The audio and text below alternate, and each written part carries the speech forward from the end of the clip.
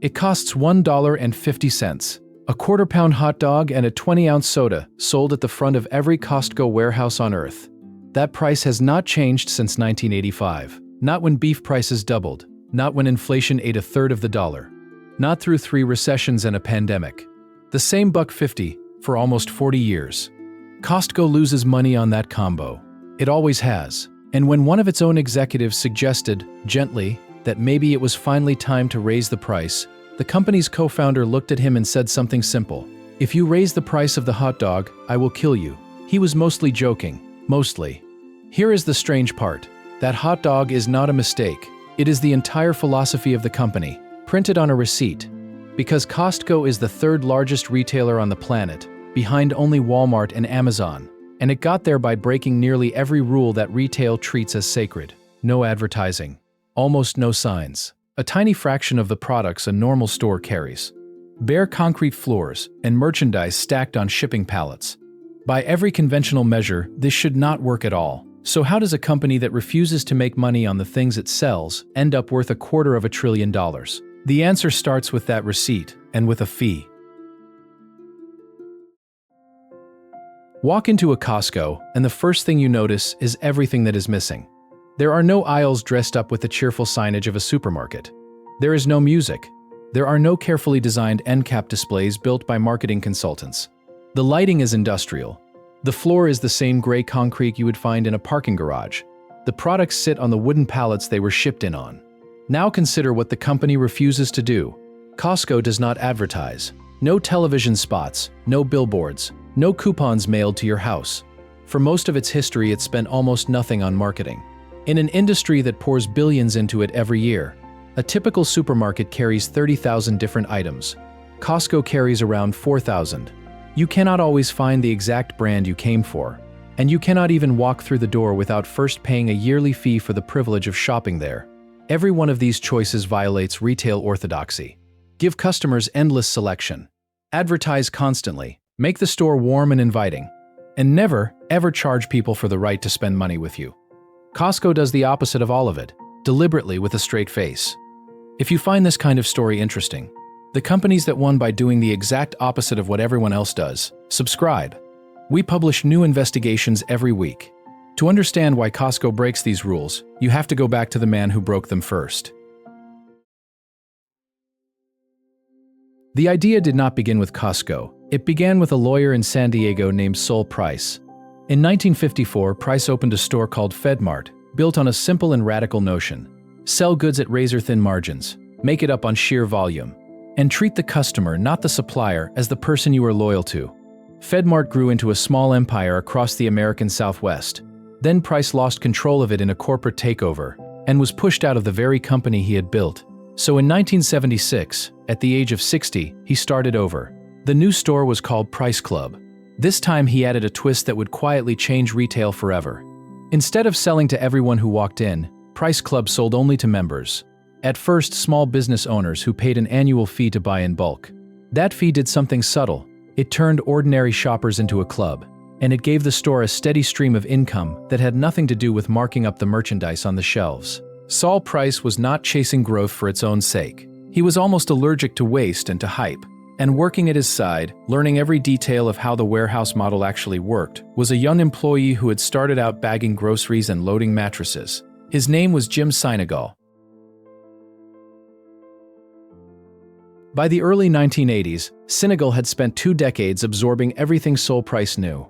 He understood the warehouse, he understood the membership fee, and he believed the model could be bigger than anyone had dared to try. In 1983, he partnered with a Seattle attorney and retailer named Jeff Brotman, and together they opened the first Costco warehouse in an old airplane hangar in Seattle. The store was deliberately ugly. Concrete floors, steel shelving up to the ceiling. Goods sold by the case, not the unit. There was no decoration because decoration cost money, and every dollar spent on the building was a dollar that could not go into lowering the price for the member. Sinegal had a rule he repeated constantly. The moment you start to believe you are too good at something, you are in trouble. Costco grew at a speed that stunned the industry.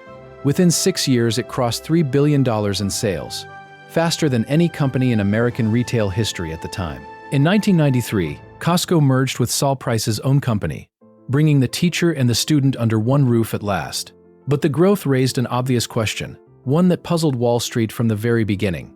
If you sell everything at almost no markup, and you spend nothing on advertising, then where exactly does the profit come from? Here is the answer, and it is the secret that explains everything else. Costco barely makes money selling you groceries. In a typical year, the profit margin on all those billions of dollars of merchandise is razor thin, a sliver of a cent on every dollar after costs. On the products alone, the company nearly breaks even. The real profit comes from one place, the membership fee. Tens of millions of people each pay a yearly fee just to walk through the door, and almost all of that money flows straight to the bottom line. In many years, membership fees account for the majority of Costco's entire operating profit. Sit with that for a moment, because it inverts the logic of every other store on earth. A normal retailer makes its money by marking products up. That means every retailer has a quiet incentive to charge you a little bit more. Costco has the opposite incentive. It does not need to profit on the can of soup or the bag of rice because it already made its money the day you bought the membership. So its entire machine is pointed at one goal, giving you the lowest possible price so that next year you renew. The product is not the toilet paper or the rotisserie chicken. The product is the membership. And everything on those concrete floors exists to make the membership feel impossible to give up. To keep that promise, Sinegal built a rule into the company that has the force of law. Costco will never mark up a product more than about 14 or 15% above what it paid. Brand name items are often capped even lower. Compare that to a normal supermarket, which routinely marks goods up by 25, 40, even 50%. Department stores can double the price outright. At Costco, the ceiling is hard and it does not bend. Not for a hot product, not for a holiday, not when the company could clearly get away with charging more. Sinegal told a famous story about a shipment of designer jeans Costco bought at a steep discount. The buyers realized they could sell them far above the usual cap and still look like a bargain. Sinegal said no. The moment you break the rule once, the moment you let yourself charge what the market will bear instead of what the member deserves, the whole culture starts to rot. The discipline only works if it is absolute. This is the part competitors find almost impossible to imitate. Any executive can copy a low price for a season. Very few can build a company that refuses, permanently, to take money that is sitting right there on the table. That refusal is not weakness, it is the engine. And it shapes the strangest thing about walking through a Costco, the fact that there is so little to actually buy. A regular grocery store wants to carry everything: 20 kinds of ketchup, 15 brands of paper towel, 30,000 different products, so that whatever you want, they have it. Costco does the reverse. It carries roughly 4,000 items, and for each thing you need, it usually offers just one or two carefully chosen options, bought in enormous quantity. This sounds like a limitation. It is actually a weapon. When you buy that much of a single product, you have crushing power over the supplier, and you can drive the price down to levels a smaller store could never reach. Fewer products also means each one sells faster. Costco often sells its inventory and collects your money before it even has to pay the supplier for it. The store is funded by its own shelves. Then there is the part shoppers feel without quite naming it. Costco rotates a section of its stock constantly and stuffs the floor with surprises.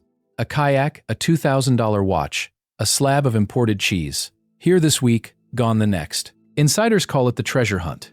It turns a chore into a thrill, and it quietly trains members to buy now, because it might not be here when they come back. Restraint, it turned out, could be more powerful than abundance. And the most valuable product on those shelves would end up being one that Costco made itself. In 1995, Costco made a bet that most retailers had tried and botched. It launched its own private label and gave it a single unglamorous name, Kirkland Signature, after the Seattle suburb where the company was then headquartered. Store brands had a reputation. They were the cheap, slightly worse version of the real thing. The can with the plain label you bought when money was tight. Costco decided to do the opposite. The rule for Kirkland was simple and strict. Match the quality of the leading national brand, or beat it, and then sell it for less. The company would put its own name on batteries, on olive oil, on coffee, on clothing, even on the famous rotisserie chicken, and stake its reputation on every single one. If a Kirkland product was not as good as the brand it sat next to, it did not belong on the shelf. The bet worked beyond anything they imagined. Today, Kirkland Signature generates well over $50 billion in sales a year. As a single brand, it is larger than Nike. It is larger than Coca-Cola. Members trust it so completely that for many of them, the Kirkland label has become a reason to renew all by itself. And every dollar of that trust traces back to the same obsession: give the member more than they paid for, every time, without exception. Which brings us back to the hot dog. The quarter-pound dog and the soda for $1.50 have been frozen at that price since the Reagan administration. Costco sells more than 100 million of them every year, and on most of them it loses money. Years ago, when costs were climbing, Costco's longtime chief executive Craig Jelinek went to Jim Sinegal and told him the food court was bleeding cash. Maybe, he suggested, it was time to finally raise the price. Sinegal's answer became legend inside the company. He looked at Jelinek and said, "If you raise the price of the hot dog, I will kill you. Figure it out." So they did. Instead of charging members more, Costco built its own hot dog manufacturing plant, took control of the supply, and squeezed the cost down until the $1.50 could survive. Think about what that means. Faced with a money-losing product, a normal company raises the price. Costco re-engineered its entire supply chain rather than break a promise to its members. The hot dog is not really about a hot dog. It is a signal, repeated 100 million times a year, that says, "We will eat the cost before we make you pay more." And that same philosophy extended to the people who worked behind the counter. Retail is famous for treating its workers as disposable. Minimum wage, few benefits, constant turnover. People come and go, and the company barely notices. Costco decided, once again, to do the opposite. From the beginning, it paid its hourly workers far above the retail average, often well over $20 an hour, with health coverage, retirement contributions, and real paths to promotion. Sinegal liked to point out that he had managers running enormous warehouses who had started their careers pushing carts in the parking lot. To Wall Street, this looked like charity. Why hand workers more than you have to? But Sinegal saw it as cold arithmetic. A well-paid employee stays. Costco's staff turnover is a fraction of the industry norm, and that saves an enormous, invisible fortune. Every worker who quits costs money to replace and to retrain. Every worker who stays gets faster, more skilled, and more trusted by the members who see the same faces year after year. Paying people well was not softness. It was the same discipline as the markup cap and the hot dog, pointed at the workforce instead of the shelf. Take care of the employees, and they take care of the members. Take care of the members, and they renew. The whole company is one connected loop, and every part of it is designed to keep that loop spinning. But not everyone watching from the outside approved. For years, a strange complaint followed Costco around. Analysts on Wall Street did not worry that the company was too greedy. They worried that it was too generous. Costco, they argued, was leaving money on the table. It could raise prices. It could pay its workers less. It could squeeze a few more cents out of every transaction and hand that profit to shareholders. One analyst famously grumbled that Costco was run for the benefit of its customers and employees, and that shareholders came last. Sinegal's response was blunt. He said that on Wall Street they are in the business of making money between now and next Tuesday. He was not. He was building a company meant to thrive for 50 years, and you do not do that by treating the people who shop with you and work for you as a resource to be drained. Wall Street wanted the quick squeeze. Sinegal refused to give it to them, quarter after quarter, decade after decade. And here is the quiet irony. The investors who trusted him anyway, who held the stock while the analyst complained, were rewarded beyond almost anything else in retail. Because the loyalty Costco was buying, from members, from workers, was compounding into something the spreadsheets could not see. By refusing the easy money, Sinegal was building a machine that would eventually produce numbers nobody had believed were possible. So here are the numbers. Today, Costco brings in more than $250 billion in sales every year. It operates over 890 warehouses around the world. More than 130 million cardholders carry a membership. And the number that matters most, the one that proves the whole strange philosophy actually works, is the renewal rate. In the United States and Canada, around 90% of members renew their membership year after year. Think about what a 90% renewal rate really means. It means that 9 out of 10 people, once they are in, decide the fee is worth paying again. It means a stream of profits so steady and so reliable that it functions almost like a subscription to the entire store. Costco is now the third largest retailer on the face of the earth, behind only Walmart and Amazon.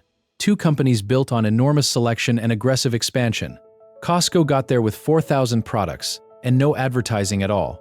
The bare concrete floors, the single jar of mayonnaise, The $1.50 hot dog.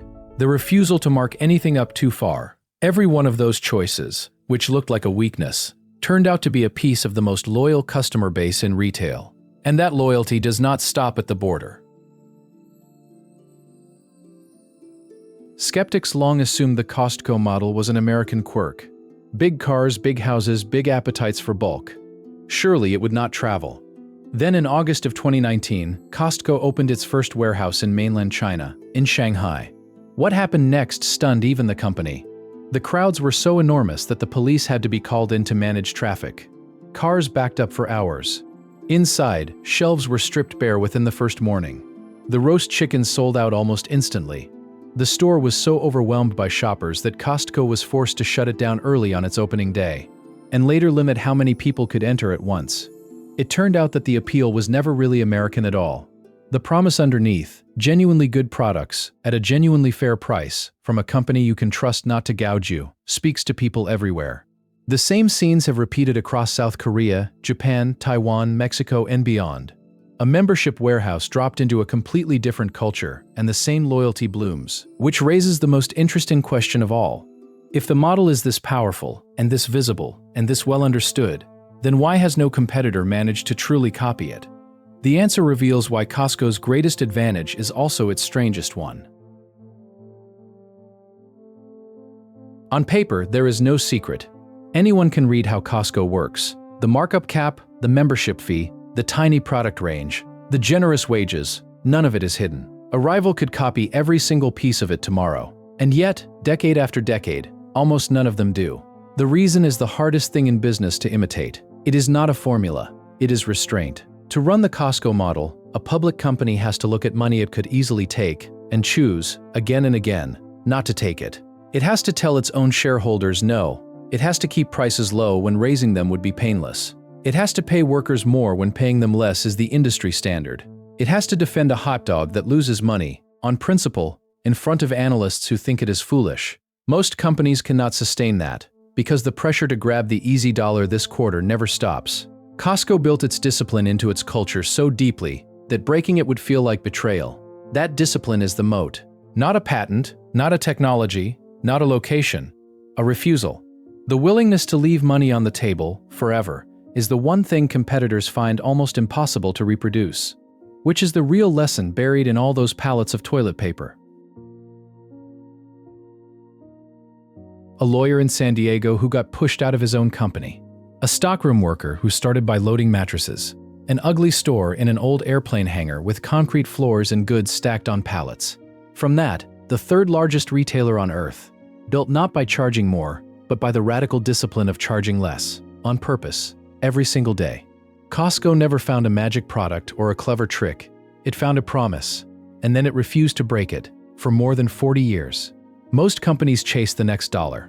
Costco built an empire by walking past it, and maybe that is the part worth remembering the next time you push one of those oversized carts across that bare concrete floor.